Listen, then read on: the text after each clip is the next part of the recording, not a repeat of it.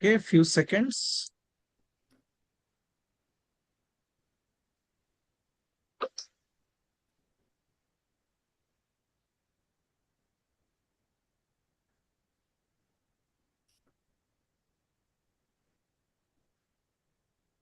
Two, three, one, go.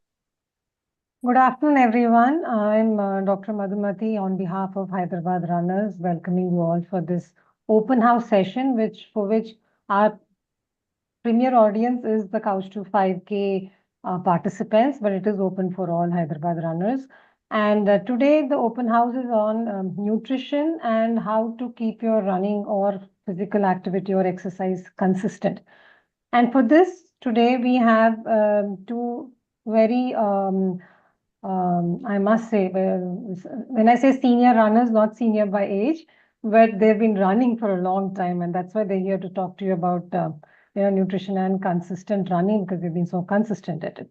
So we have Prashant Morparia, who's also the secretary for Hyderabad Runners currently. He's a runner and athlete by passion and has been running since 2012. Okay, my math is wrong, but that's about 13 years. And he is, okay, house rules first. I would really request everyone who's joining in on the Zoom link to please mute yourselves and so that the speakers are heard clearly by everybody. So coming back to Prashant Morparia, he has been actively running since 2012, has completed multiple half marathons and full marathons. He has also been a triathlete and very actively part of the organizing team of the Hyderabad Triathlon from 2012 to 19. As professionally, he is a businessman. Now, Prashant, though he's been running actively since 2012, but growing up has actually dabbled into many forms of sports, including, of course, cricket, जो India का हर बच्चा करता है, I mean, खेलता है. There's no way that you can miss cricket. So cricket being one of his passions, but other things that he dabbled into were kayaking, rowing, trekking, cycling, and of course, he's been most passionate about swimming, which he's been, being quite consistent with. A few months of the year, the so-called winter of Hyderabad, I think he keeps away from the waters, but otherwise he's usually swimming. And all of these sports that I spoke about, which he's been dabbling into since, since as he was growing up, was more because of his passion towards fitness and the passion for the sport itself. Didn't really ever get into competitive mode, but presently has been running quite consistently since 2012. And so he will speak to you about consistency. Our other speaker today is Dr. Lahari Surapaneni. She is a globally trained nutritionist and food scientist. I really didn't know there was food scientist Lahari, but there you go.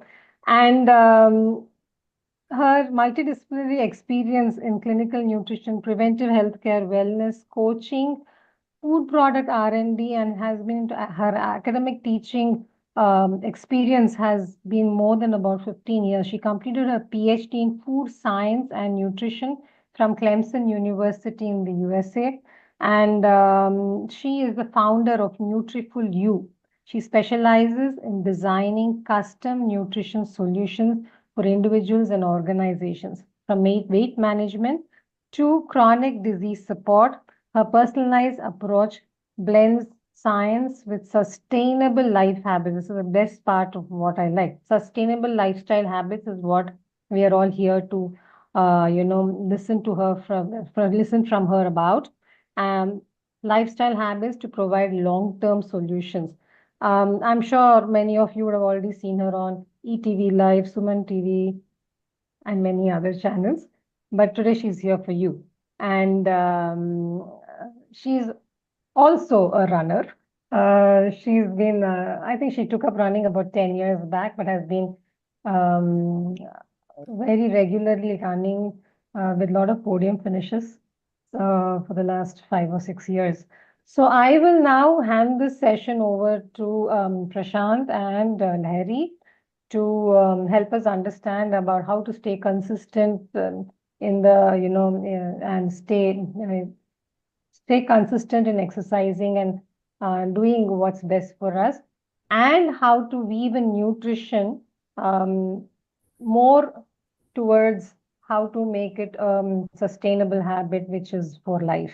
Over to the two of you. Thank you. Thank you, Dr. Madhu, for the nice introduction. I hope I live up to all that you have told me to be. And it's good to be in esteemed company of the Kouch to 5K team, the mentors, Dr. Lahari, and our own Hyd Runners team. So first of all, congratulations to all of you who have registered for the Kouch to 5K program. It's really a fantastic step that you've taken, the first step towards fitness in recent times, of course. I'm sure all of you come from different backgrounds. All of you come from different sporting regiments, maybe, and maybe all of you have some history of sport, maybe back in your childhood or later, even in your middle ages, or I don't know what's the age profile here. But it's good that you've taken that step to get the Kouch to 5K program. But just out of interest and maybe out of curiosity, what makes you register for the program? Why is it that you put up your commitment for physical fitness or for the Kouch to 5K program? Maybe you could just put it in your chat box for me to see. I know that there are various things that people sign up for a Kouch to 5K program or for a fitness program. One could be to maintain fitness, to stay in shape, maybe to have better cardiac health. COVID has taught us that it's always good to be in the prime health, and good to be fit, and also follow a sport which can be with you even in times of your lockdowns, as they say. So yeah, fitness is one. Cardiac health is what I would have thought is another reason. One more reason which I've heard a lot of people say is it helps me. It helps my bone health. I've heard people say that running helps is my me time. It gives me time with myself. I've heard people say I go for running because it is a stress buster for me. In fact, one very interesting thing I've heard from people who say why they've taken to running is it boosts their self-image. Wow, and that's a nice reason too. People say it's an escape. People say it's an achievement. Well, I've got only two responses. Only two people have written fitness. Okay, getting out, getting out of the house, that is good. To be honest, waking up in the morning and breathing fresh air, wow, that's good. I would rather breathe the fresh coffee also as I get ready to run. Okay, so I guess all of us have our own reasons, but whatever the reason, it's good that we've come out and registered for the Kouch to 5K program. And believe me, you couldn't be in better hands. Program is being supervised by Dr. Madhu, who is herself a ultra marathoner, helped by Ajit, whose commitment to fitness, regularity is and perfection is impeccable. Also, Dr. Venkatamurthy, who is there, Dr. Venkatamurli, who is there, who's going to be monitoring the program and probably visiting your sites very often to ensure that all of you are doing it just right. So whatever be the reason, it's good that you joined the program. Just a small disclaimer, in case any of you are on the wrong side of 40 or the wrong side of 50, and you have any existing health issues, consult a doctor before you get onto the program so you ensure that everything is all right.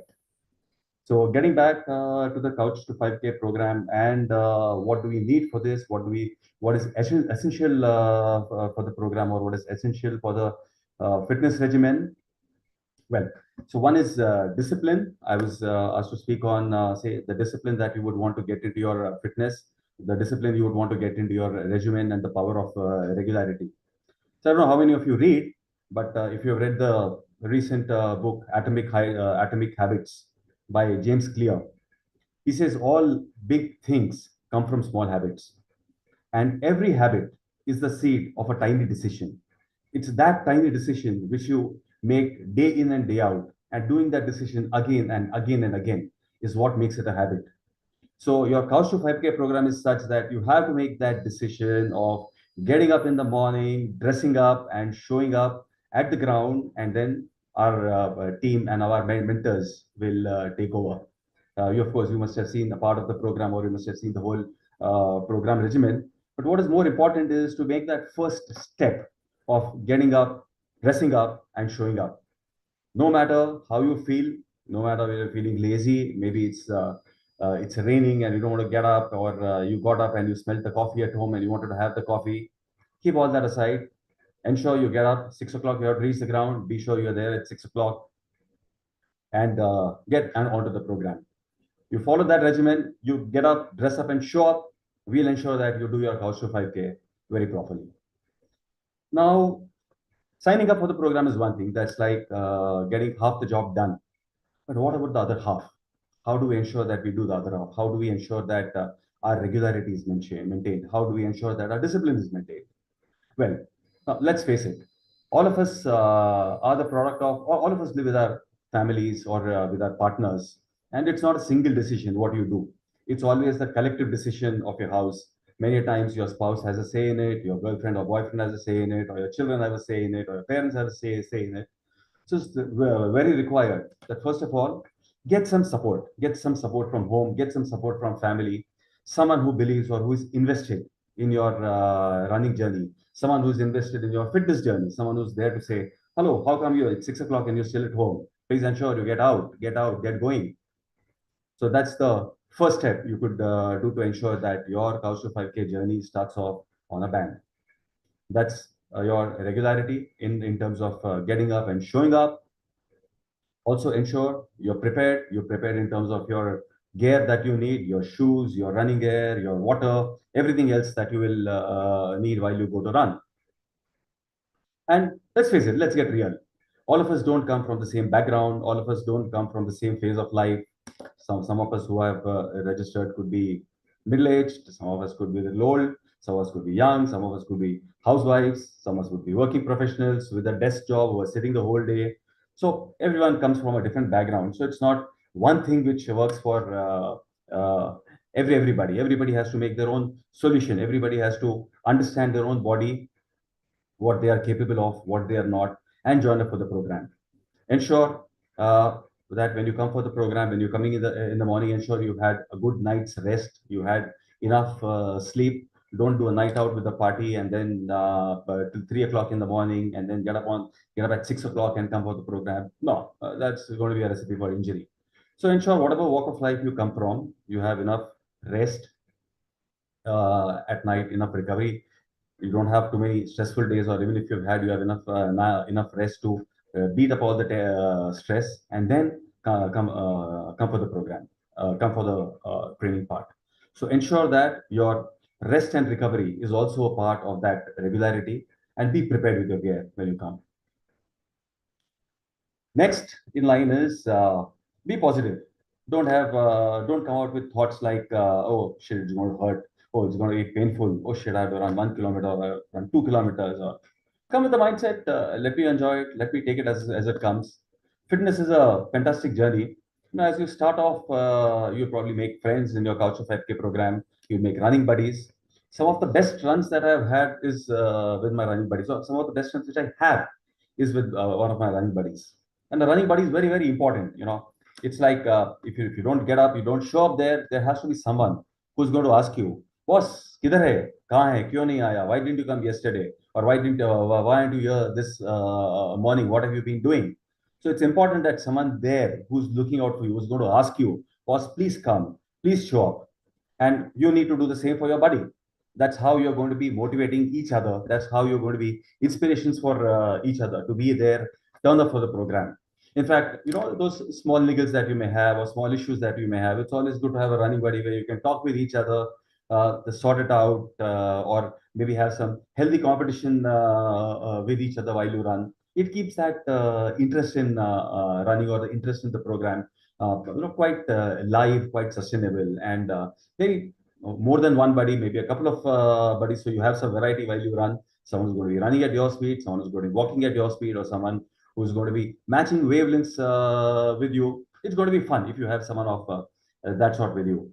So to maintain your discipline, to maintain your regularity, ensure one, you have some support from someone at home. Be prepared with your gear. Be practical to understand what your body needs, or how you need the rest and recovery. And you're not competing with anyone. You're just competing with yourself. Ensure that you don't look at someone, now he's running too fast, let me also run too fast, or someone's too slow, over, I'm damn great, I'm running this fast. No, just take it easy, go as per what your body does. In fact, this reminds me of one story of Sachin Tendulkar. when he had probably crossed Sunil Gavaskar's 3400s in test matches. One of the interviewers came to him. I think Sachin was about 32 or 33 at that time. So one of the TV interviewers came and told him that we see that these days you've been dropping a few games on and off, or your speed of runs has gone become a little slow. Is it that your appetite for runs has gone down? Is that the difference between a 16-year-old Tendulkar and a 33-year-old Tendulkar, that the appetite for runs has gone down?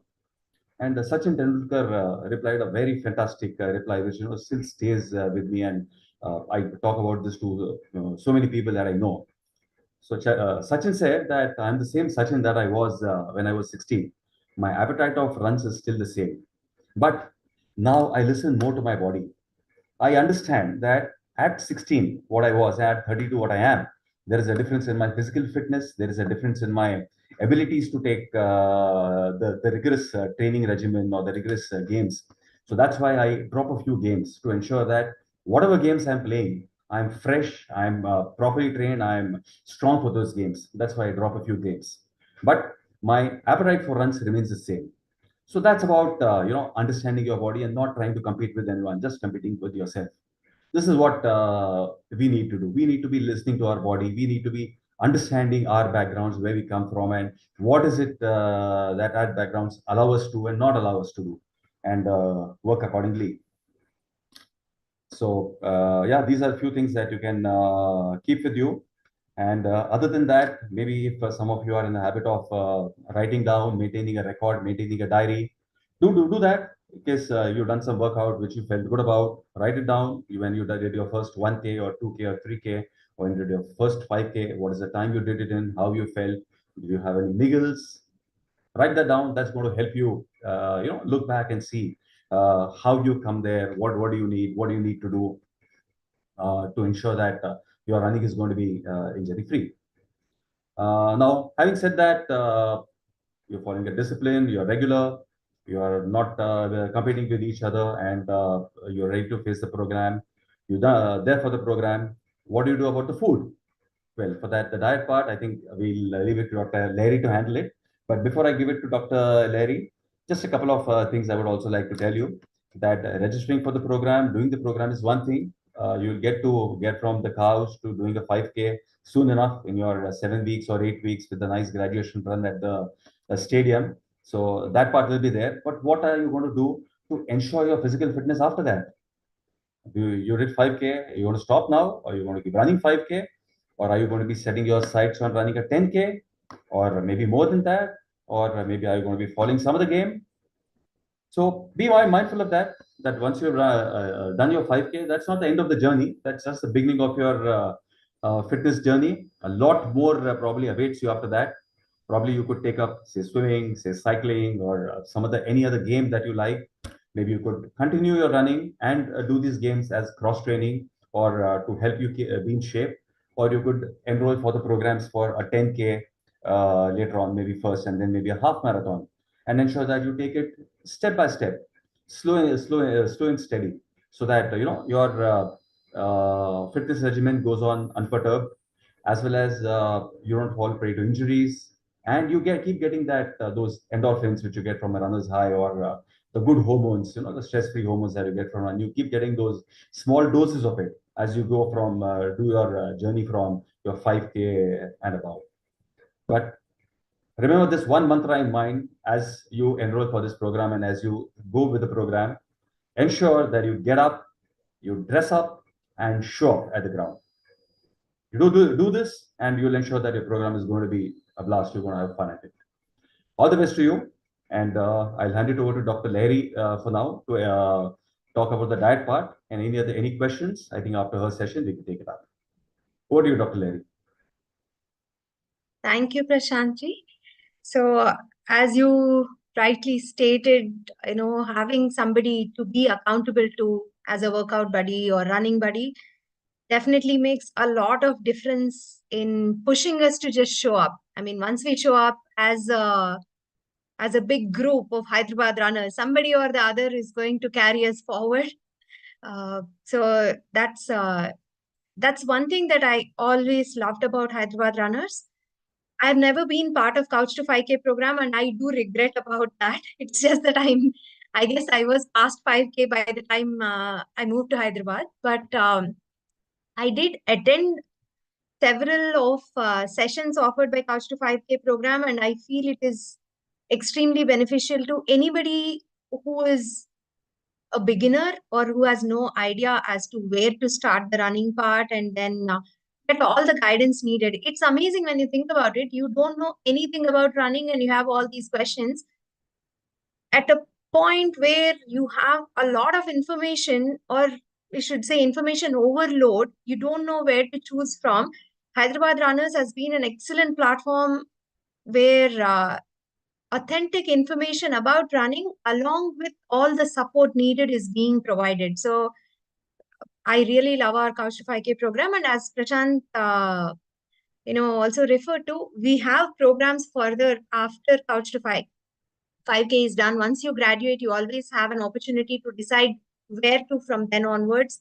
You can always make this part of your lifestyle. For some people, when somebody said it's only for fitness, it's only for health, then you can decide where you want to create your own fitness level of physical activity and be there. Some people always move on to other physical activities as well, or get on to 10Ks, 21s, marathons, ultra marathons, and beyond.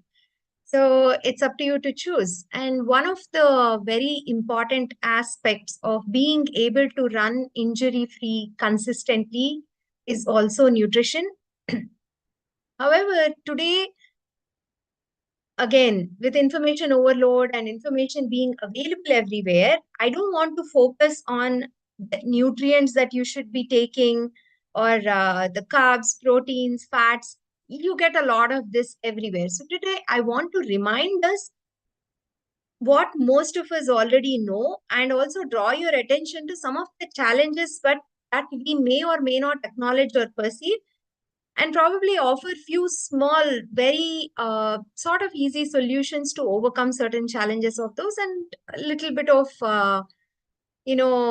tips on what to include, what to avoid, kind of thing, and leave the place for all of you to ask more questions. We want to have this more as an open house where everybody is free to ask questions rather than, one-sided lecture sort of thing. Okay. So I just have a very small presentation that is going to remind us or draw your attention to some of the issues that we might get into.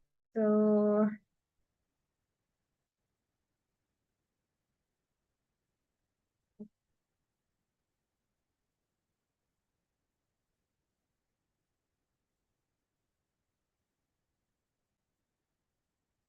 I hope my slideshow is visible. Yes, ma'am. Yes. Yeah, okay, perfect. So I don't want to talk about nutrition per se, but I want to call this healthy eating demystified, because we come across so many eat that to be healthy or avoid this entirely to be healthy. It's like everybody is trying to tell you to dump things in different kind of baskets, good, bad, clean, unclean, all kinds of things. So let's have a look at it. Okay. So what are we going to go over today? Why should we pay attention to what we eat? I mean, for fitness, we're already getting into this Kouch to 5K program or starting to adopt a healthy lifestyle. So why should we even think of eating healthy? What are the nutrients and what do they do? Benefits of a healthy diet, impact of an unhealthy diet. See, we need to understand both. Otherwise, we are going to miss out on the information that is necessary for us to make certain choices when it comes to food. Challenges in healthy eating. I mean, just because we know what is healthy eating and how to do it, doesn't mean we will not face any of the challenges. All of us have our own set of challenges, and we'll go over those. And tips for healthy eating. So how to overcome those challenges.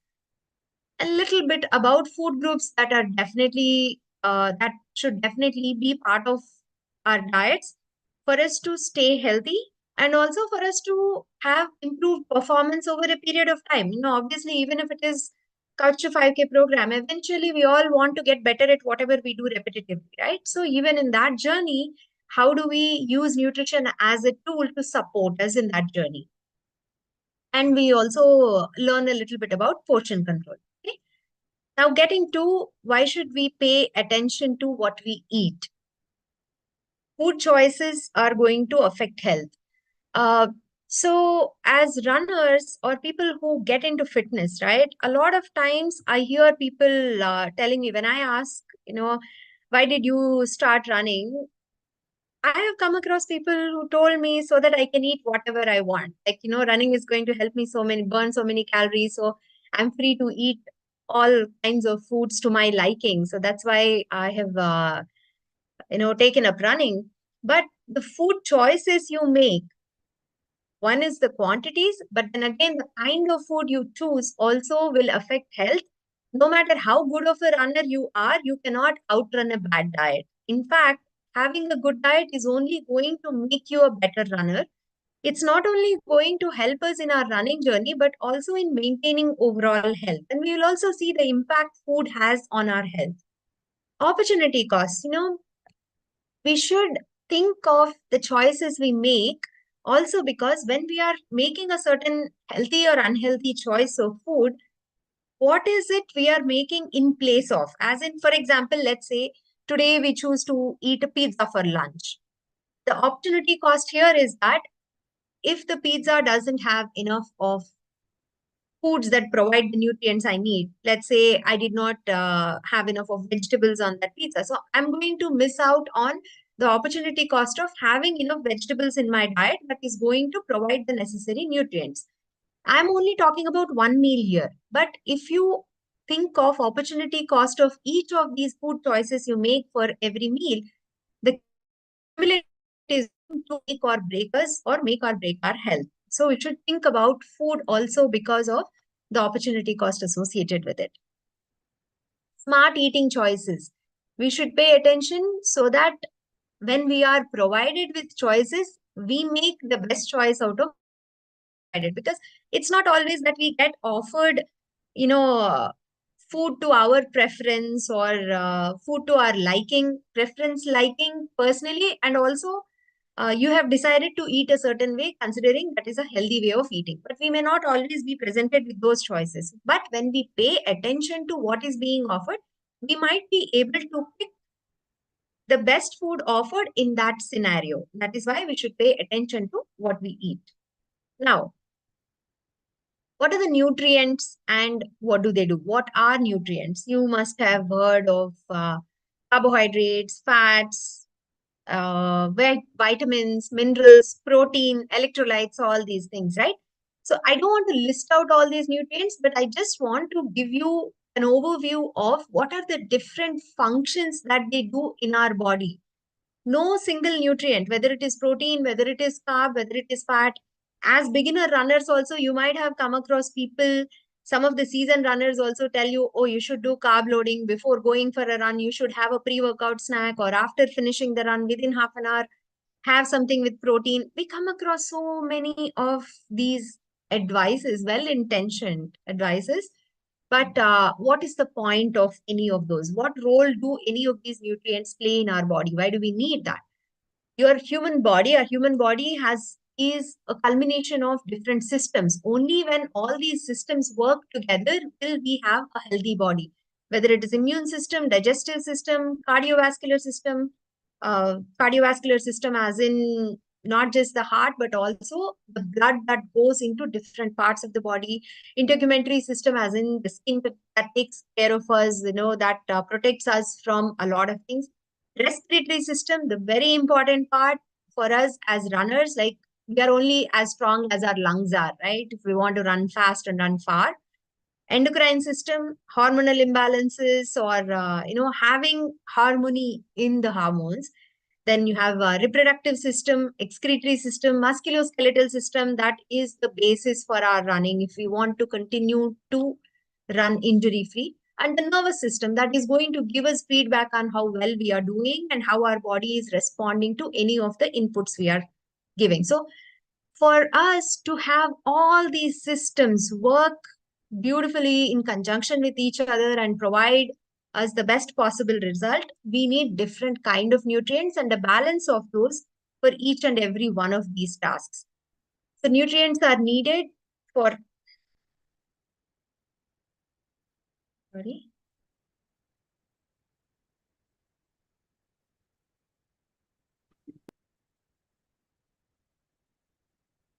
Just a second, please.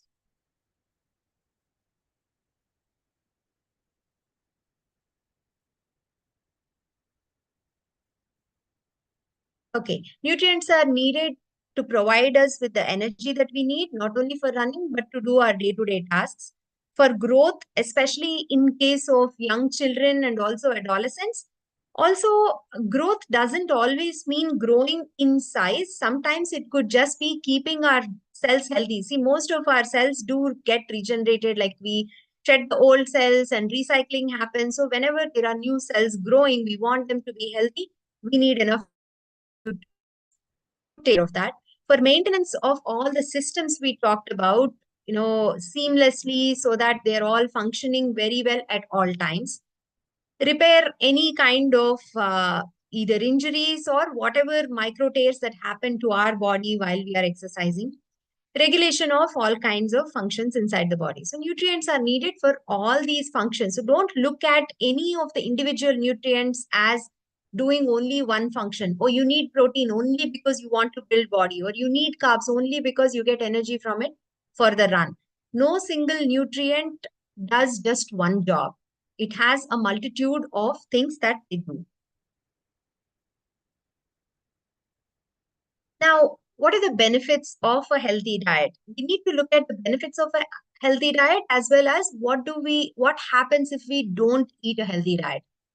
There are short-term benefits and there are long-term benefits. When we look at the short-term benefits, obviously a healthy diet is going to make us feel more energetic, improves concentration and focus on whatever that we do. It doesn't just limit us to have focus or concentration or feel energetic enough while we are running, but also translates to improved focus and concentration throughout the day in whatever work we do.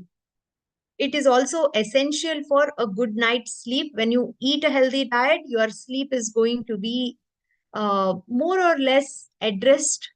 A lot of times people also after a certain age or because of their lifestyle situations, a lot of people I'm coming across these days are also having sleep issues. Part of it can also be addressed through a healthy diet. Reduce stress. So diet can impact stress and stress can impact our food choices. So this is a cycle that is very important for us to understand. But when we take the step to add or start having a healthy diet, it is going to impact our ability to handle the stress as well. If not reduce the stress directly, at least it will give us an opportunity to handle the stress and make it better. Maintain mental health and well-being. It's not just about the stress, but also about mental health. If you have heard about gut health, when you eat the right kind of food and a healthy diet, it is going to impact the gut health, which in turn is going to impact our mental health as well. What are the long-term, impacts?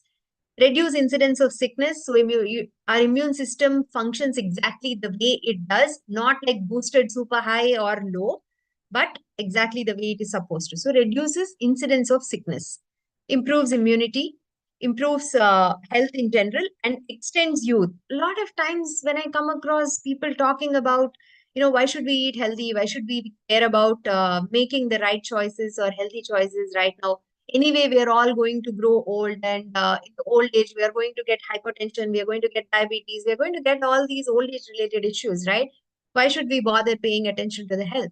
The thing is, when we start eating healthy at the early age itself, we are not exactly just prolonging the longevity or not just prolonging how long we are going to live, but it also impacts how healthy we are going to live until that age. So when we see, we have some runners who are in their 60s and 70s doing not just 5Ks, 10Ks, but half marathons, full marathons, and ultra marathons. Where do you, if we compare with them, some of the other runners who are half their age, if somebody is being able to perform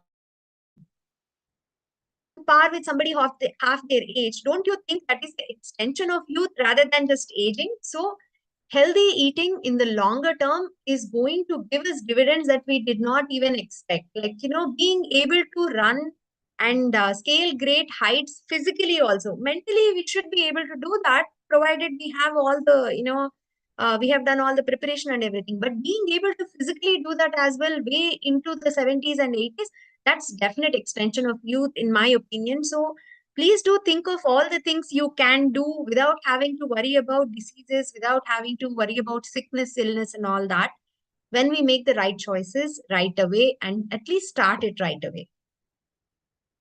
Extends quality of lifespan as well. Now we move on to impact of an unhealthy diet. Okay, fine. We looked at what are the benefits of eating healthy. Then what are the downsides of not eating healthy? What's on the other side? Let's look at that also. We have two areas this is going to have an impact on. One is on body and another is on our mind. Again, like good diet makes you feel energetic, and not so healthy diet is going to make you feel like you are low on energy. So when I say good diet or a healthy diet or unhealthy diet, a healthy diet is something that provides all the nutrients necessary for us to get energy, and also to use some of these nutrients to provide that energy inside the body. Simple example is, you might be eating all the grains and everything very well, or grains give us carbohydrates. Simple example is, grains give us carbohydrate, carbohydrate gives us glucose, glucose gives us energy to run. But if you are eating only grains in a certain form, very well polished white rice or white bread, and that is your staple diet, you're not taking enough of colorful foods that gives us the supporting vitamins and minerals, your body will not be able to metabolize all this glucose or utilize it for the purpose it is designed. So despite eating large quantities of food, your energy is still going to be low, because you're still going to be deficient in certain very important vitamins and minerals. So when your diet is not healthy, or when you are on an unhealthy diet, that is what you're going to see, despite eating in large quantities. Because people often confuse when they have low energy, they're like, I have to eat every couple of hours because, I get tired otherwise. My energy levels are low.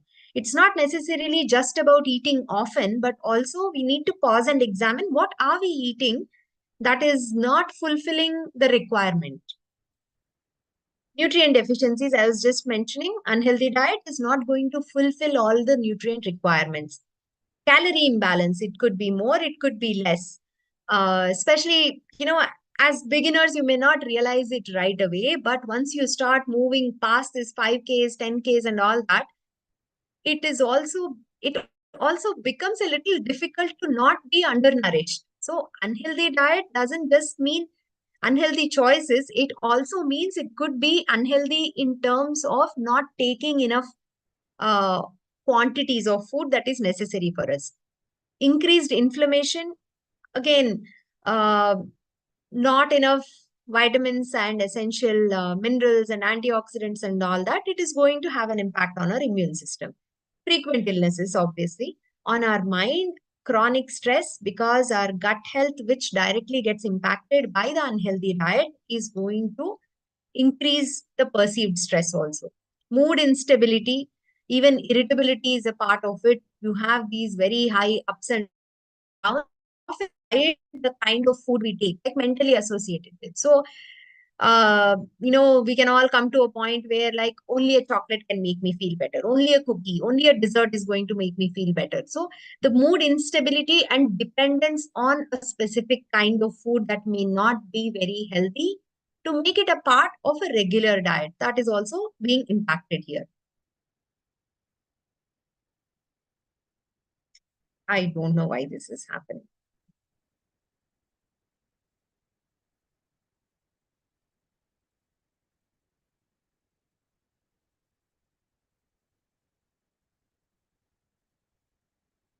Increased risk of depression. There is more and more research showing that diet does play a role in depression. Running definitely helps improve some of the symptoms of depression. There is again enough research, to substantial amount of research, to show that running has a positive impact, or for that matter, any kind of aerobic activity. And having a good diet is actually going to only strengthen the association. Having an unhealthy diet increases the risk of depression. On the other hand, despite having all the other healthy habits of exercising on a regular basis. Increased sluggishness, lethargy, and increased irritability as well. So, irritability is often associated with hunger, but it transcends to when you are not hungry, but you did not make very healthy choices. So, what are the challenges to healthy eating? Okay, now we understand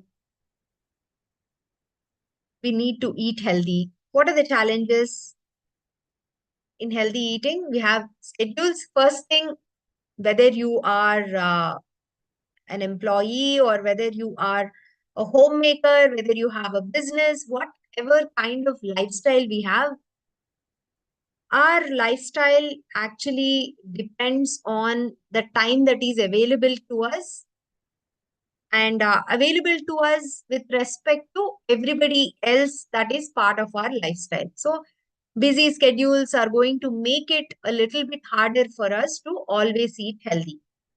Highly stressful environment, it depends on where do you work. Again, most of the time these days, the more number of people I see, most of them are surviving in a highly stressful environment, whether it is at home, whether it is in office, business, or even travel, any of these, not just in terms of stress from work, but also stress of getting to work and getting back from work. Even, traffic is causing these issues. Low motivation, healthy eating is sort of boring. We have to repetitively do the same thing. In fact, the same goes for running also. When you want to be consistent, consistency is nothing but doing the same thing repetitively day in, day out. But the fun part is when we do the same thing day in, day out repetitively, the consistency, it makes a habit. Once you have a habit, the habit is what is going to give us result. So a lot of times when we are trying to build any new habits, whether it is just about to start running or wanting to eat healthier, low motivation is going to be an issue. That is a real challenge. Long-standing habits. Again, if we have lived a certain way all our life till now, there is going to be a certain amount of inertia that is going to make it very difficult for us to move in a different direction or start something new. So this is a challenge. I think these are challenges is the first step for us to figure out how we can overcome these or what we can do to overcome these challenges. Another one, a big one, is misinformation and misconceptions. What is considered healthy eating? Like there are, I don't know, 10,000 influencers telling you day in, day out on different digital media platforms or print media platforms.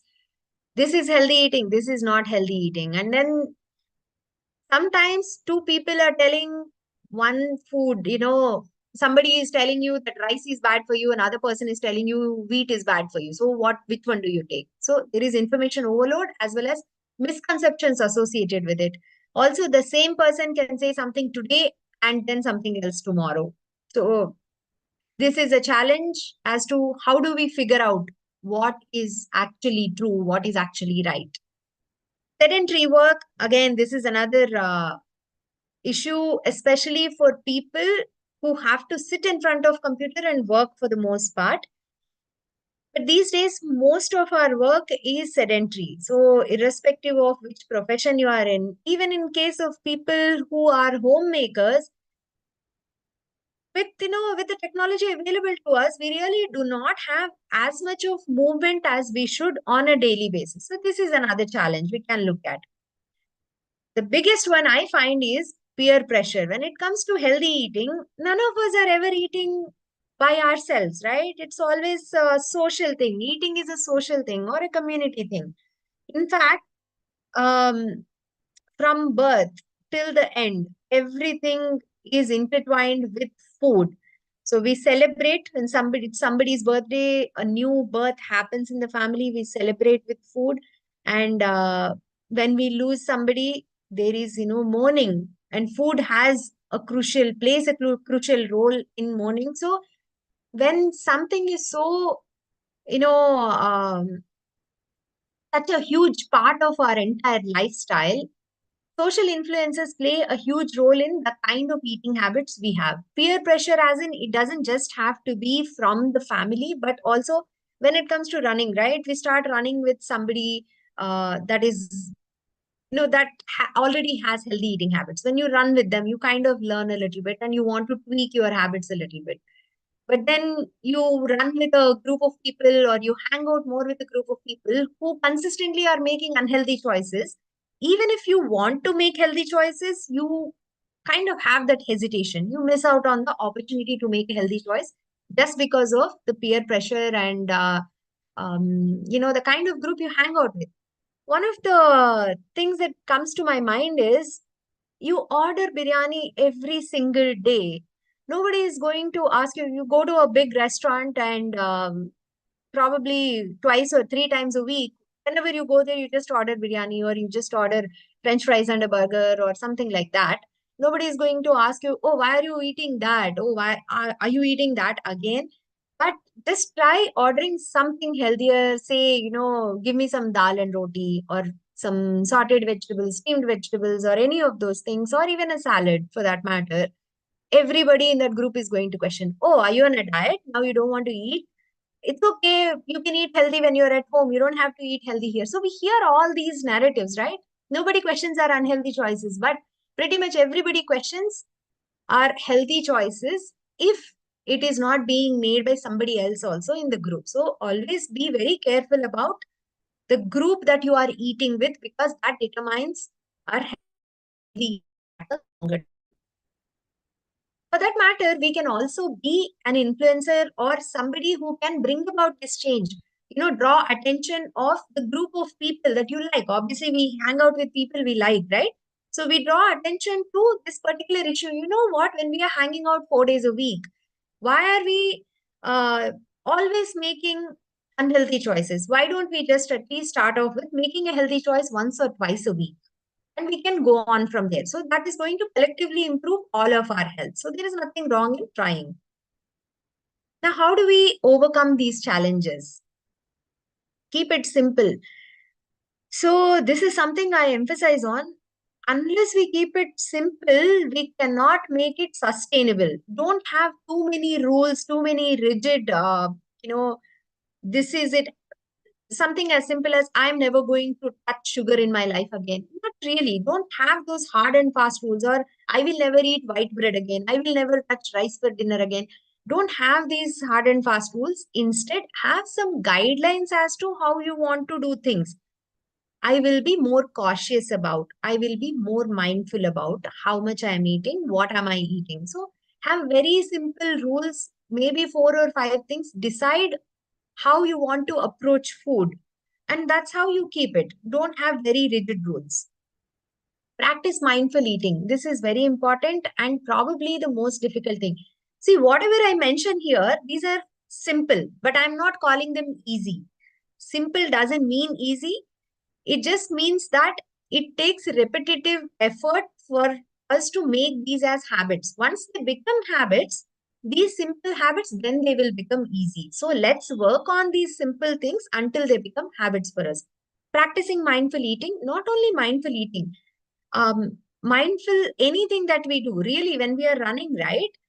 I find, especially running, an opportunity to be mindful. When we are running, we are assessing our body, how our body is feeling, how our breath is working, where our step is landing, how we are moving our hands, how our legs are moving. Do they have, do we have any pains? Do we have any kind of resistance? All kinds of things.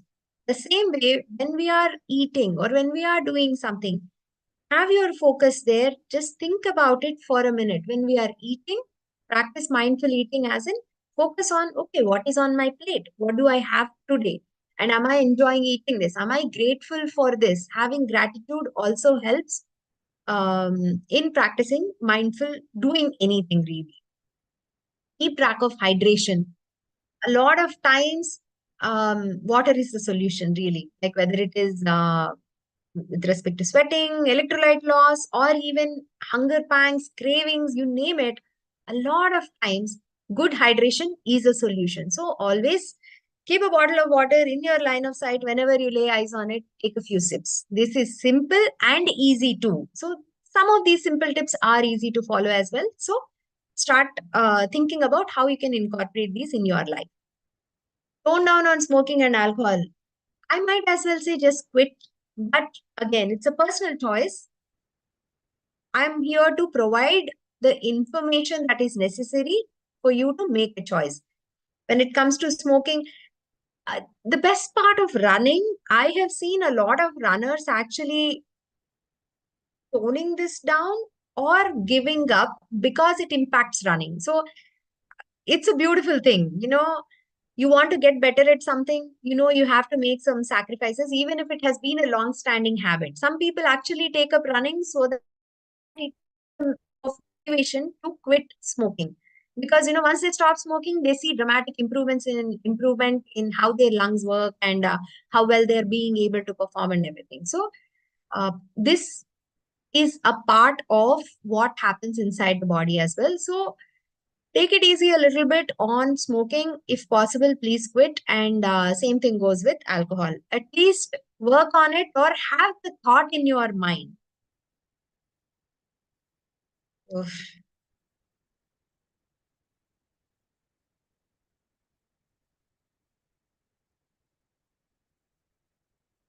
Get timely health checkups. This is also again very important. I emphasize on this because most of the times the basic health checkups have been a lot affordable these days and widely available also. Periodic health checkups is enough. For some people, periodic could be once in a couple of years. For some people, periodic could be once in 6 months. Depends on where we are really. You can just talk to your doctor and decide. A lot of times I hear resistance about these things because people are worried about what they are going to find out in the health checkup. Like, I speak with somebody, their diabetes is through the roof. I ask them, like, why didn't you get checked up? You are 60 now. Why didn't you get checked up in like 2 years ago, 3 years ago and all? Their concern is, what if I find out that I have something, then I have to change my lifestyle. Like I'd not be able to eat all the sweets I eat now. I'd not be able to, I have to give up on rice. So with this fear, that person has postponed getting it checked so much that it actually, by the time they realized, a lot of damage has been done. So anything we catch in its early stages is going to be a lot easier to handle. Sometimes when you have just a scratch, it can be addressed with a band-aid. But if you wait and wait and wait and infect it and get it go all the way till amputation, that could happen too. So please don't postpone it with the fear of what you might find out. If we find out something, it's good. If we don't find out, even better. So we know we are in good shape, and it also gives us the assurance that whatever we have been doing has been good, and any small changes that are needed in our lifestyle also can be made immediately. This is like a feedback that your body is giving. So adopt stress management techniques, because stress management is also an important part of staying healthy. So if you don't know what stress management techniques are, again, we have a lot of information. We have professionals available. Do talk to them and get an understanding of what are the stressors and what works best for you. For some people, meditation might work. For some people, running is meditation and that helps too. For some people, it could be swimming. For some, it could be having a hobby. For some, it could just be hanging out with people. Find out what helps you overcome your stress management, and then overcome your stressors and figure out your stress management technique. Now, tips for healthy lifestyle, very simple. Get your sources of information right. Again, I can't emphasize on this enough. With so many people dishing out free advice, please make sure it's authentic and double check. One thing I want to tell people is, I'll always ask questions. Don't hesitate to ask questions. It is important because you don't have to take anybody's advice or message without questioning it.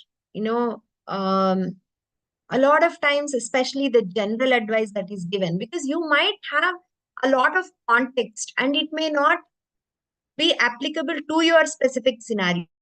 So get the sources of information right. Don't just randomly Google or follow something somebody said on YouTube that may or may not be applicable to you, or don't follow something that your sister is following, your brother or your father or somebody else that you know, your friend or even your running buddy said so.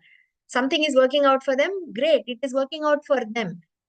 Listen to it, see if it is applicable to you or not, or how you can make it applicable to you and take it. But be careful about where you are getting the information from. Oh man, I'm not supposed to take a break, I guess.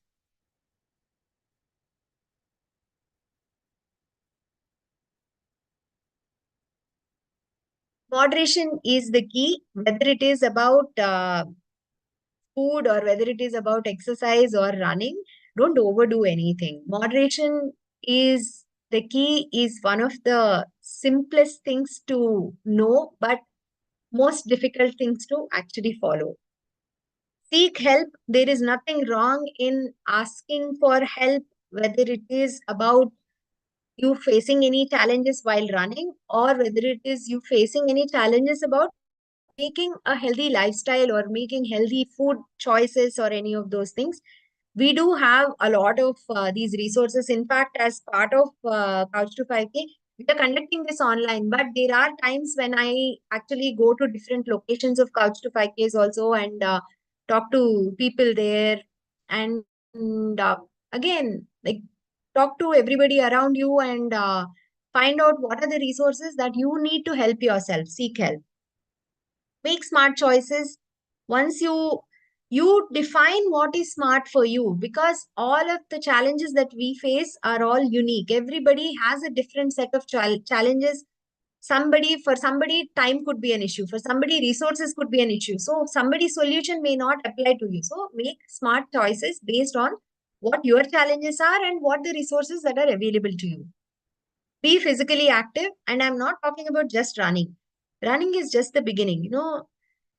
I believe the first 2 hours of waking up is the best time that we have under our control. From then onwards, our life doesn't belong entirely to us. Like the time belongs to everybody else around us, whether it is our manager, our boss, or whoever is reporting to us, whether it is family, anything, right?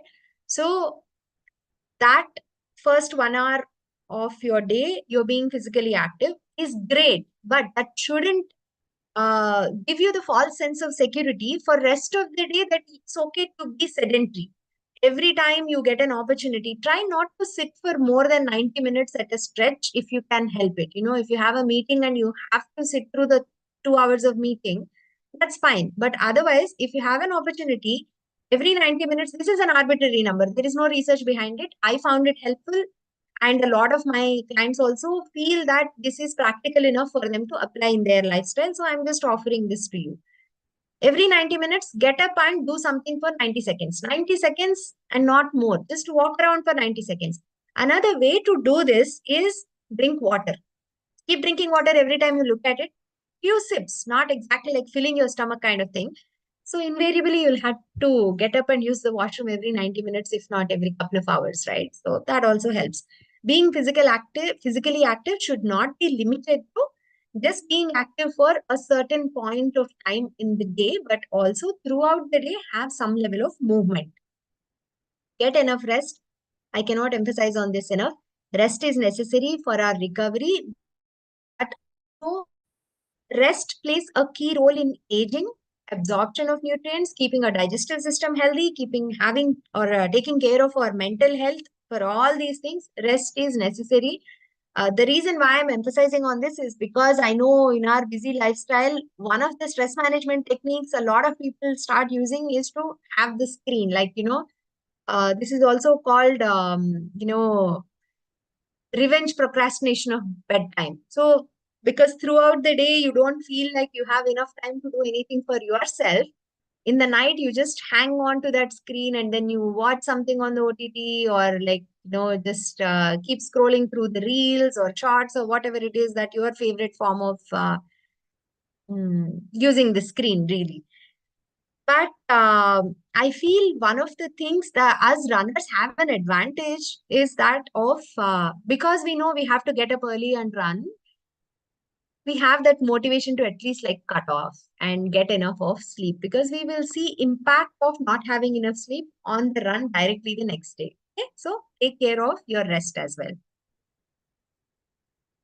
Now, the last couple of slides, 5 food groups. I only want you to focus on making sure that you get at least a little bit from these 5 food groups, not just at least a little bit. I have also given like the portion sizes also. So make sure everybody in your family gets these 5 food groups in your diet on a daily basis. Nuts, seeds, and dry fruits in small portions. Everybody's portion is individualized. A fistful, a closed fistful is your personalized portion, nuts and seeds together, and probably a few dry fruits, like dry fruit as in dried fruit, a couple of dates, or 5 to 10 raisins, or a couple of dried figs like anjeer, or a couple of apricots. A small portion of this and a fistful of nuts and seeds. Make sure you have these in your diet. Milk and meat products, if you are somebody who eats meat products, otherwise it's fine. Dairy products in the form of milk, milk, curd, Greek yogurt, low-fat paneer, any of these things. And if you are somebody who can include eggs, please do include eggs also on a daily basis. Cereals and cereal products. So it can be your rice, wheat, foods made out of rice, wheat, and also millets, different kinds of millets, quinoa, oats, all these things fall under cereal category. So please do try to include good amount of these in your diet. These are the ones that are going to support your runs. The nuts, seeds, and dry fruits, and milk products and meat products, they're going to provide the additional cushioning, but you directly derive energy from the cereal products for your runs. Pulses and legumes, again, these are usually shown as vegetarian sources of protein. That part is partly true, but they also have other amazing nutrients that are necessary and work in conjunction with the cereals to provide us with a lot of benefits. And they are one of the very important foods that we should have for our gut health. So finally, fruits and vegetables. Again, the more colorful your plate is overall, the better our health is going to be. Now we are going to look at the typical plate or a portion size plate. Then I think you will get a better understanding.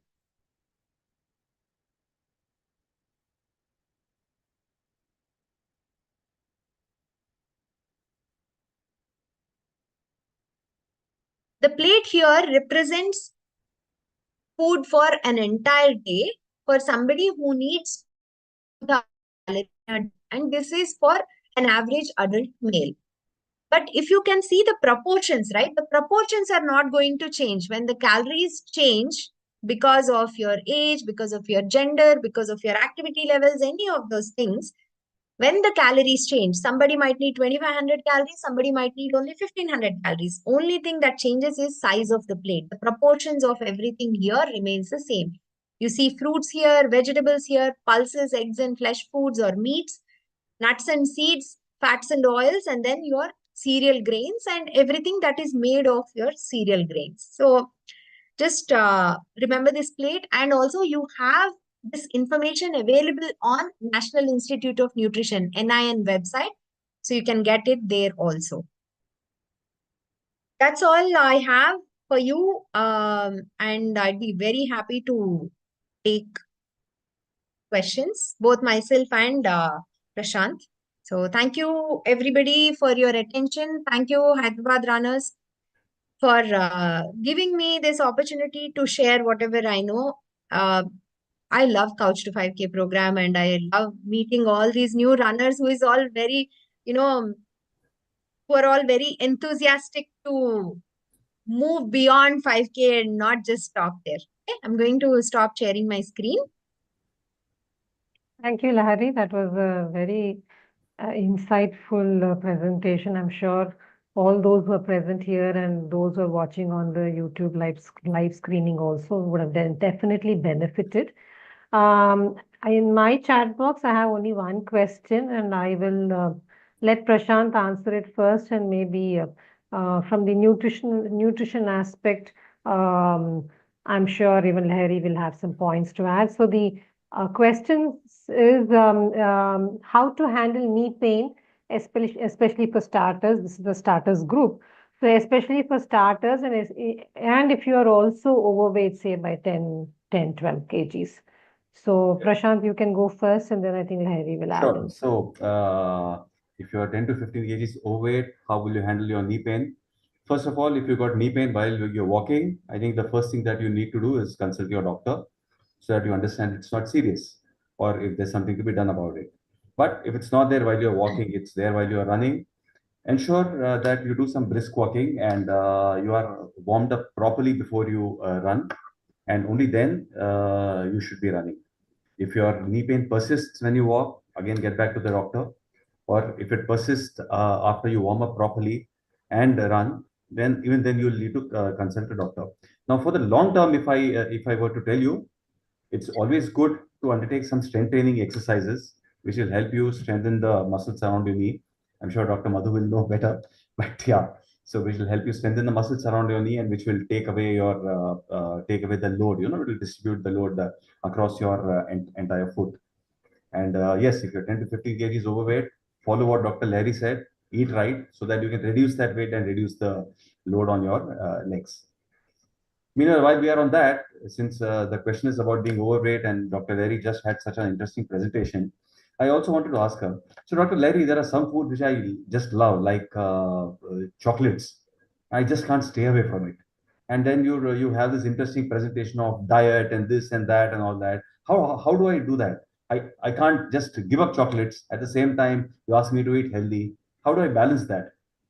Oh, chocolate can be part of a very healthy diet too. Dark chocolate. Dark Not chocolate just, only. yeah, dark chocolate, yes, but also, moderation. Really, when we plan for everything, right? There is a place for pretty much everything. Yeah. There are few things. One is moderation, like determining the quantity. Second is frequency. How frequently are you going to have it? And, breaking it from eating chocolate being a habit to eating chocolate is a luxury. So you treat it as such and you get to that point. That's about it. So if it has been a habit, breaking a habit is also as difficult. So slowly, gradually work on it. But there is no such thing that says that you should never eat chocolate. I mean, like you eat chocolate, you eat ice creams, you eat cakes, everything. Come on. So So basically, they're I all need part of to healthy diet. I basically need to reduce my portion sizes. So if Yes. I'm And eating how out of frequently you three take pieces, it. I get down to one piece only. So Yes, I don't have that that's sense what of is true. deprivation. Yes. Oh, Absolutely. And one more thing I say when it comes to not just chocolate, but also any kind of desserts, right? Some of my clients, they really want, like they have these strong cravings initially, like once they, by the time they are with me in the beginning. So they have this strong craving. One of the things that they said, which is very helpful for them, is I say delay, don't deny. Like you just delay it until tomorrow. Like you really feel the urge to order something right now. Mhm. Instead of placing an order on Swiggy or Zomato for a cupcake or an ice cream or something, you tell yourself, I'm going to wait until tomorrow or until this evening, whenever it is, delay. Try to delay it. And if you cannot, it's okay to give in. Oh, But you that's at a nice least have thought. to make an attempt. train the mind. That's what Yeah, you say. see, we are very good at procrastinating, doing all the good things, right? Procrastinate these also. So just delay it. It's okay. Sure. Okay, there's a question for you, Lahari. Yeah, When going for long runs, what kind of hydration uh, and quantity, what quantity. would Right. you suggest? Yeah. So hydration is very important in general also. Our hydration status at the beginning of the run is also very important. So make sure you've been well hydrated the day before also, or generally maintain good hydration. But any run over 30 minutes, especially when there is heat outside and when it's very humid, or by nature of your body itself, you are somebody who sweats a lot, carry at least 200 to 250 ml of water bottle with you and keep taking sips every 5 to 10 minutes. Probably 10 minutes is more practical rather than trying to open and drink every 5 minutes. Every 10 minutes, just take a few sips. I am talking about hydration for beginners. But if you are somebody who is going to run longer than 10 kilometers every Sunday, like most of us do, right? It's a Sunday long run is a different story altogether. But your longest run is going to be 5 to 7 kilometers. You can make do with just plain water. If not, if you are somebody who are seeing like salt streaks and then, salt streaks on your clothes after you are done with your run, which tells you that you are losing a lot of electrolytes also, then there are a lot of electrolytes available in the market. But one thing that I suggest for the beginners is you get these small 4 rupee, 5 rupee electrol powder, like the ORS ones, but just the powder. You just mix it in 200 ml of water and that's about it. So I suggest having 200 ml of that every 30 minutes of the run. As in, carry that and then keep sipping that for the next 30 minutes, every 5 minutes or every 10 minutes. As that is good enough for beginners actually. Okay, another question for you, Larry. So this person, Ritish, wants more information on supplements for a 25, 30-year-old. Supplements like creatine, omega-3 capsules, protein powder. Also, if someone is aiming at weight loss and to maintain lean muscle. So to maintain lean muscle, also looking at weight loss, what is your take on supplements, especially creatine, protein, whey protein, all of that? Right. Okay, great question. So weight loss, for weight loss, what do you do for weight loss is essentially burn more calories than what you are taking. That is the crux of it. But how do you do this is what decides whether you are losing more of muscle or more of fat, or how do you balance it out. Definitely having adequate amount of protein in the diet is essential for you to maintain the lean muscle and not lose the lean muscle. So you have to have enough of protein in your diet. So when your diet is balanced, as in when you have adequate protein sources in your diet, whether you are a vegetarian or a non-vegetarian, there are various dietary sources available available in our regular diet itself. If you feel like your diet is not able to provide you with that adequate amount of protein, then you can look to your whey protein powders or plant-based protein supplements. But otherwise, supplement should be taken only when your diet cannot meet the requirements. So first priority should be making sure you are getting all the protein required through the diet only. But if because of circumstances, for whatever reason, again, this is very context based. There cannot be a generalized advice on this. But my suggestion would be look to the diet to balance out and get the sources from food itself. And on top of it, if there is a need, you can always choose a safe protein, whey protein source and add. That is about the protein part of it. Now, when it comes to creatine supplement, right? Creatine supplementation, from as far as I know, has been shown to have multiple benefits in various age groups for various purposes, to show maximum benefit in case of people who are trying to build some muscle doing the necessary strength training program. So unless you are doing strength training, I can't say for sure that you will have a lot of benefit from using creatine supplement. If you are somebody who is regularly doing strength training and trying to build some muscle, it might be of some help, provided you are doing everything else right. Supplements are like, having cap on your head or a hat on your head. You have to dress yourself completely first to think of the hat.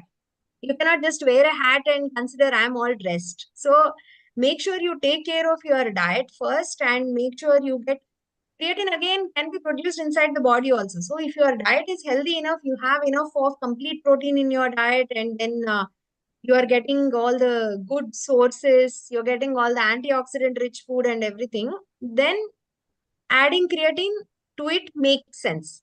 When all that is not being met, even if you add creatine, you will not see any improvement. And then specifically about omega-3 supplements, omega-3 also is can be obtained through diet really. Specific omega-3s that show a lot of impact. This EPA and DHA in a specific quantity, again, studies show that you need to take at least 1000 to 1200 milligrams EPA plus DHA combined. So unless your supplement is providing that much, it really is not going to make too much of a difference. So I would suggest include more omega-3 rich foods in your diet to start off with. You can add flaxseed powder to whatever, if you are somebody who eats roti on a daily basis. So a few teaspoons of flaxseed powder can be added to the roti dough itself. So the entire family also gets benefit of it. And also walnuts is also a decent source of omega-3 fats. So if you are a vegetarian, if you are a non-vegetarian, including some fatty fish in your diet periodically, maybe once or twice a week, is also going to help. On top of all this, there is no harm in adding omega-3s, but you will not see great benefits without taking care of the whole balanced diet part first. Supplements should be treated as something that fills in the gap, but that cannot weave the whole cloth. Supplements should be treated as supplements. Exactly. It's supplementary. Yeah. Okay, here's another question. I think both of you can take this. Would there be any muscle loss that would increase by running versus not running? And should that mean that there should be any changes made in protein intake? The first part of the question is, will there be muscle loss if you're running? So shall I take that? And Dr. Yeah, please go answer ahead. the Yeah, protein part? yeah, yes. So Please yeah, go so ahead. while if you are running, will there be muscle loss? Now, presently, if I'm addressing a audience of Kouch to 5K, definitely there's not going to be any muscle loss by running. By not running, you're definitely not using certain muscles, or you're going to be inactive. So due to age, whatever running muscle loss is going to be coming, that's going to come anyways. If you are a long distance runner, 10 kilometers and beyond, then the answer would be different. But for 5K, definitely there's not going to be any muscle loss by running. In fact, it's only going to strengthen your muscles and improve your muscles to fat ratio, if I may say so. And regarding the protein intake change, yeah, Dr. Lahari. So thank you, Prashant. You are absolutely right in saying that it will only strengthen, and especially when somebody is doing Kouch to 5K, it's not that they are running 5K every single day. You probably will be running a 5K or an overall weekly mileage of about 5 to 8K, right? Or a little more, like 5 to 10K probably. So it's only going to strengthen. And regarding protein needs, the need doesn't go up of just protein. If you are somebody who is at a normal weight, at a healthy weight for your height and age, your overall calorie needs might go up because you have added an extra physical activity. As part of that calorie intake, you should add some more protein. That's about it. But you don't need to change your protein intake alone. But if you are somebody who are a little overweight, if you are losing weight and you don't want to lose the muscle mass, making sure that you are taking adequate protein that is necessary for you is good enough. If you haven't been taking enough protein till now adding, changes in protein intake is definitely necessary. But whether you are a runner or not, if you're not taking adequate protein, change in protein intake is necessary for all of us at some point. Correct. So here's the next question. I'm a 38-year-old. I've just started running. Whenever I run, I feel a lot more hungry, eat more, and I eat more than what I usually eat on the specific day. Whereas if I'm just walking, then my intake is much under control. So is there any specific issue that I need to address?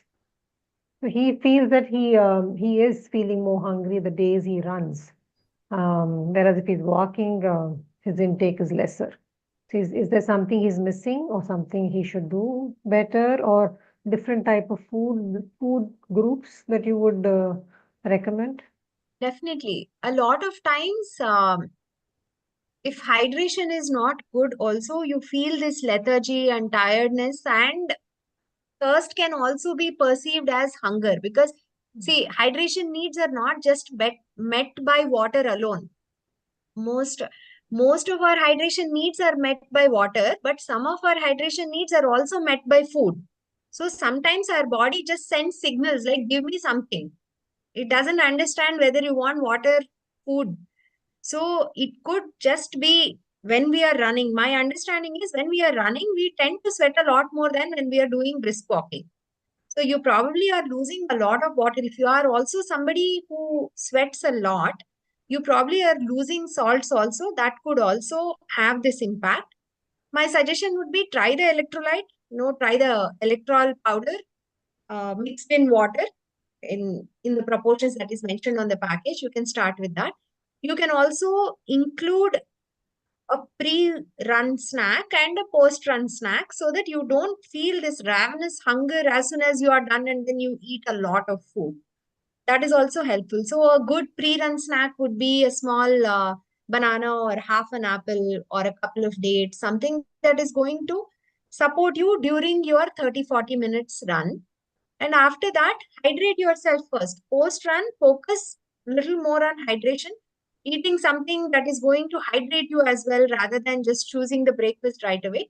You can eat a piece of watermelon or probably papaya or something like water rich fruits are going to quench your thirst as well as reduce the hunger a little bit. This is just for around the running part, but otherwise also increasing. If you have not been eating enough of fruits and vegetables in a day, try to increase the fruit and vegetable content as well as examine how much of protein rich foods you are taking in your diet. As I said, make sure you're including all five food groups that are being mentioned.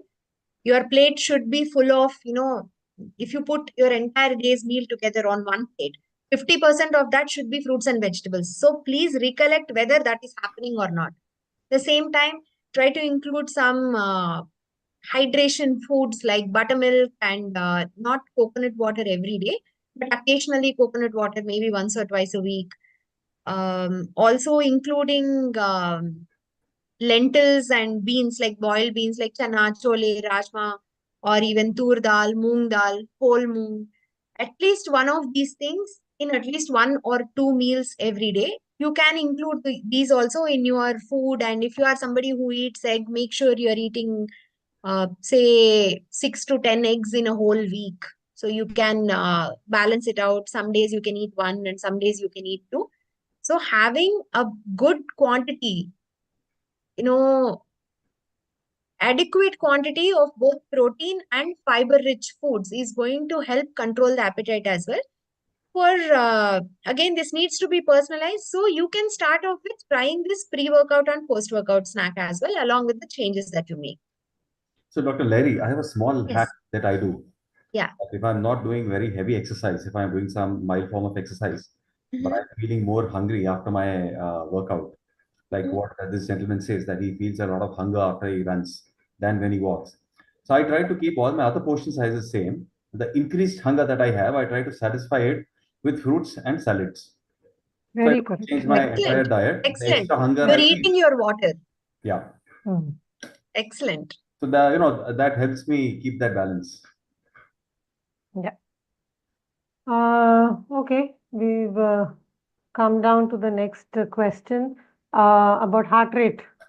So, is there any heart rate limit that needs to be added to while running? Is there a formula, especially considering age? So, yeah, I'm both not of sure you can whether answer we this. are speaking to a Kouch to 5K audience because the question Yeah, I is getting more and know. more technical. Like, it seems to yeah, me that there are some long distance runners in here. yeah, maybe, So, but then, yeah, I yeah, mean, but definitely these are all pertinent questions. These are all questions these are questions which all of us will have in our minds. Some of us are yes, afraid to ask, but I'm happy that someone has asked this. So, first thing, if you are running a 5K, where I've seen the Couch to 5K module, where you are running 1 or 2 kilometers, or you're running about 5 minutes run and 1 minute walk, that kind, then I'm sure your heart rate is not going to go beyond the roof, and it's all fine. But if you want a technical answer to this, the maximum heart rate that you should be reaching and should not be exceeding as far as possible is 220 minus your age. So if you are a 40-year-old, so 220 minus age, your age, that is 40, is 180. Less than 180 is what your maximum heart rate should be going to. Beyond that would probably not be a healthy option. And to go a little more technical, also you need to check your resting heart rate limit, which is maybe when the heart rate that is there when you get up in the morning. say it is 60 or it is 70, and your ideal workout should be at your maximum heart rate minus your resting heart rate, 60% of that. So let's say your resting heart rate is 60 and your maximum heart rate, which as we calculated is 180. 180 minus 60 is 120. 40% of 120 is 48, 50. So 60 plus 50, around 110 is your ideal workout heart rate, heart rate. But 180 minus 120 minus your age does the 220 minus heart rate. age. 220 minus age, I'm sorry. Yeah. Yeah. Also, I mean, as much as we may want to get technical with heart rate and all that, I think one thing that we all can follow without being very technical is if you're able to run and hold on to a conversation, and there we get back to what Prashant was trying to say, run with a buddy. So if you're able to hold on even short sentences of conversation with your partner with whom you're running, basically it means you are in the safe zone. So that would be something that you can follow too. The next question is, how many days in a week can I go for a run? On an average, I run 4 to 5 kilometers per run. Can I take this question? Sure, Madhu, please. Please. Okay. So please understand, running is a repetitive movement. So just sometime back when we were answering the question on knee pain, the whole thing is about having holistic training or doing other things also other than running. So if you're already so even if you're running only 5 kilometers per run, you should not be running for at least for more than 4 or 5 days a week, and try and include other things on other days of the week. Maybe do yoga, go for cycling, go walking. If you have access to a swimming pool, please go and swim. And very, very important, at least 2 days of your week should be strength training, strength and conditioning, because that is what will help you become like Prashant, where he's been running since 2012, and he's still running full marathons and doing all of that. So put it in a nutshell, 4 to 5 days a week you could run, but also include other activities and other forms of exercise, especially strength training and cross training. What do we mean by cross training? Basically what we are trying to do is we are also trying to use other large muscles or other muscle groups, because running then becomes a repetitive form of motion, and that is why the repetitive motion will then cause injury. So we don't want to do that. So you try to mix it up with other forms of cardiovascular activity like cycling or swimming, or even walking is good enough. Hiking, again, very good. So I think that answers. And just to add to what Dr. Madhu said, if you're running 4 to 5 kilometers, whatever, 3-4 days a week, just ensure you do proper warm up and proper cool down, and you stretch after the run. So before the run, warm up and some dynamic stretches, and after the run, some proper stretches, at least 15 minutes of proper stretches, so that recovery helps you and keeps you fresh next day when you come to run. Without those stretches, it's always a chance that you may fall prey to injury. Yeah. So are we done with all the questions? Does anyone have anything So else? I have one question for Dr. Lahari. Yes, She please. spoke of food, and she spoke of these healthy meals and all that. I just wanted to give her that 1 or 2 hacks to make your regular Indian meals interesting. Roz ka dal, chawal, roti. How do I make that interesting hack which will keep my meal tasty also, and which will keep my meal healthy also? The usage of herbs and spices is highly encouraged actually. Add all the masalas you want. Masalas were never a problem, and adding spices is never an issue. It's only about having a lot of oil, like unnecessary visible oil. Don't have visible oil on your food. Whatever oil is needed to cook the food, absolutely healthy, and use all the spices.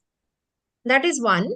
And second is, you can have, say, the same dal cooked in combination with different kinds of vegetables, or sometimes it can be made into soups also. It doesn't have to be. You can make a chila also. Yeah, you can make a chila also. You don't have to have like rice, dal, vegetable curry, curd, and salad. It This doesn't is have the to be the format that we typical see. thali. As Doesn't long have. as the macronutrients are there in any form is okay. Absolutely. So you can have, say, some boiled chana on the side, and you can make nice pasta with all the vegetables and this tomato pasta sauce. And if you are a meat eater, you can add a little bit of chicken also in it, and then that's there. And this boiled chana you can have as a snack at a different meal. So as long as you are getting food made with those ingredients, it doesn't have to be monotonous. That is one. And second is, go crazy with the spices. Absolutely fine. Please do include spices. Thank you. I have last question for Lahari. Vegetarian Indian diet. Mhm. I mean, protein, the last I did my reading was 0.8 to 1 gram per kg Requirement, body yes. weight. Yes. If you're a moderately active person. Yes. So basic Indian vegetarian diet. Are we good with our protein content, or do you think it does lack here and there, and then these protein supplements need to come in somewhere? So What's your general take on it? Yeah. we have an opportunity to get all that from the diet. Yes.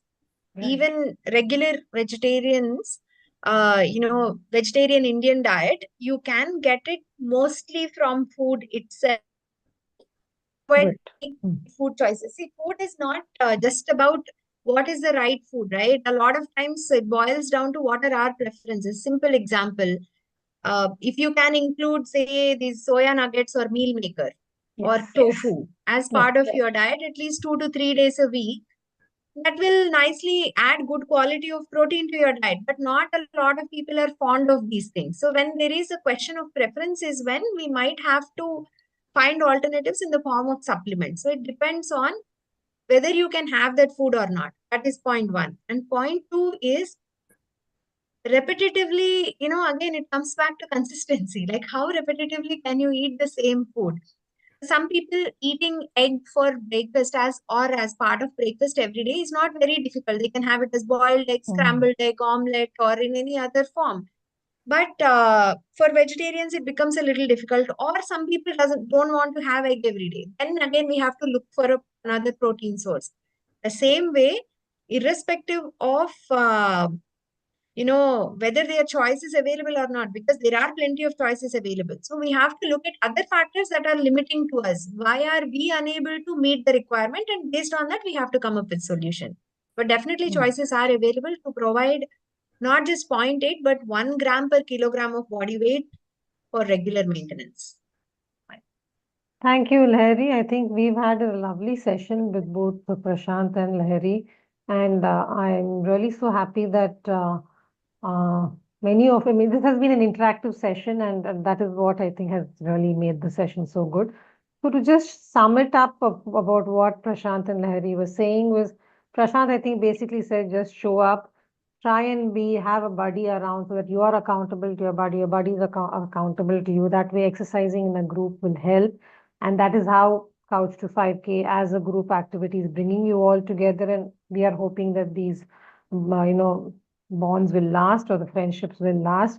And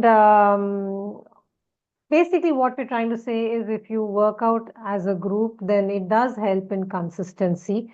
And like they said just some time back, consistency would mean that then you end up forming a good habit. And with respect to exercise, when we are exercising regularly, then we know that we are trying to push away our risks towards non-communicable disease or, hypertension, diabetes, obesity, all of that. Larry, of course, said very clearly that just because we've gotten onto the Kouch to 5K program or any of these training programs, we don't get a free pass to, eat what you want. But moderation is the mantra. And hence, moderation not just in eating healthy, or also eating unhealthy, little lesser than moderation. Moderation also in exercising.